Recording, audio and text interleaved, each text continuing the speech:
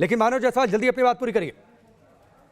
हाँ सर, तो देखिए सर, दीदी जी ने जिस तरीके से बोला है, सबसे पहले सर हमारे लिए कोविड ही है जो सबसे बड़ी हमारी दुविधा है अभी, और हम कोविड को ही पार करना चाहते हैं। ये जीत का मायने तब सिद्ध होगा, तब साकार होगा जब हम कोविड पे जीत पा जाएंगे।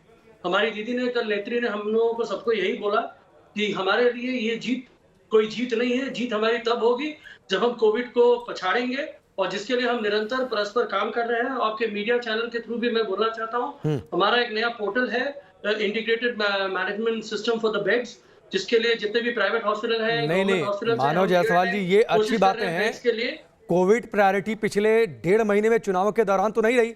मैं सिर्फ आपको ब्लेम नहीं करूंगा, किसी भी पार्टी के लिए प्रायोरिटी नहीं रही। तब तो चुनावी रैलियों में जमकर भीड़ जुटाई गई, कोरोना नियमों का कोई पालन नहीं किया गया, तमाम प्रोटोकॉल की धज्जियां उड़ाई गई।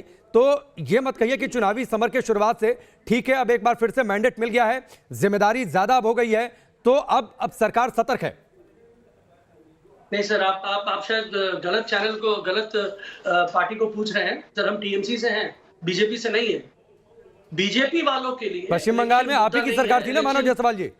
नहीं सर, सुन लीजिए सर, सुन लीजिए। हम मॉडल कोड ऑफ कंडक्ट में थे। इलेक्शन कमीशन इलेक्शन करवा रही थी, 8 फेज में इलेक्शन हुआ, हम 4 फेज में मांग रहे थे। इलेक्शन कमीशन ने हमारी सुनी नहीं, रिक्वेस्ट करते करते वो हम त्रस्त हो गए। हजारों चिट्ठियां हमने लिखी, लेकिन इलेक्शन कमीशन को उसका संज्ञान लेने का हिसाब नहीं हुआ।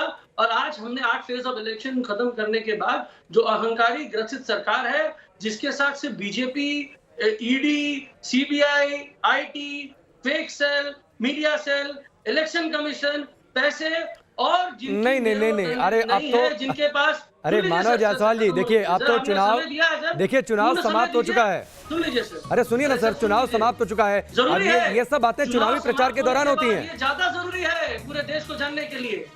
नहीं, वो बात तो ठीक है, लेकिन ये बातें चुनावी प्रचार के दौरान ज्यादा ठीक लगती हैं। बहुत सारे मीडिया हाउस से भी हम लड़ रहे थे, और साथ साथ हम कोविड से भी लड़ रहे थे।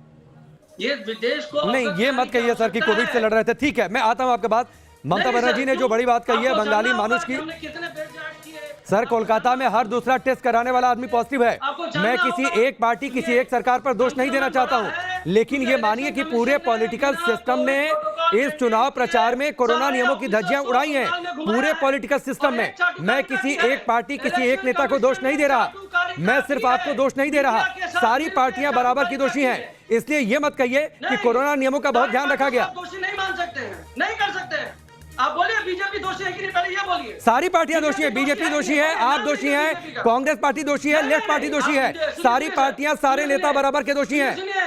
इलेक्शन कमीशन दोषी है कि नहीं है, बोलिए। इलेक्शन कमीशन ने नियमों की धज्जियां उड़ाई, कोर्ट ने कहा, हमने कभी इस बात से इनकार किया।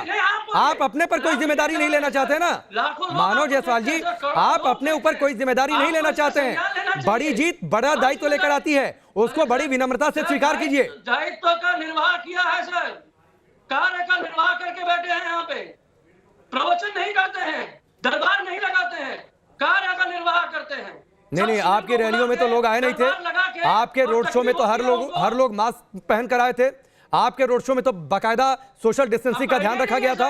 हमने मास्क बांटे हैं, रोड शोज में बांटे हैं, हमने हर जगह। लेकिन सर सुनिए, हमारी भी लिमिटेशंस है सर, हम भी इलेक्शन लड़ रहे थे, सबकी लिमिटेशन थी ना, तो हाँ कहिए सर।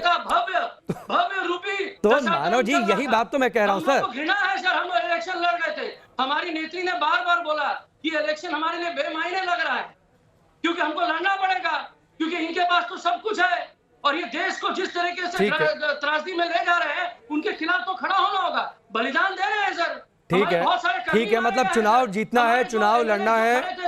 ठीक है, एक सवाल का जवाब मानो जी, आपने इतनी ज्ञान की बातें की, मैं आगे रुक करूं, एक बात बता दीजिए। एक बात सुन लीजिए ना, सवाल सुन लिया करिए। आज जब ये तय हो चुका था कि कोई भी जीते वो जश्न नहीं मनाएगा, आपके पार्टी के लोग क्यों आ गए सड़कों पर, आपके कार्यकर्ता?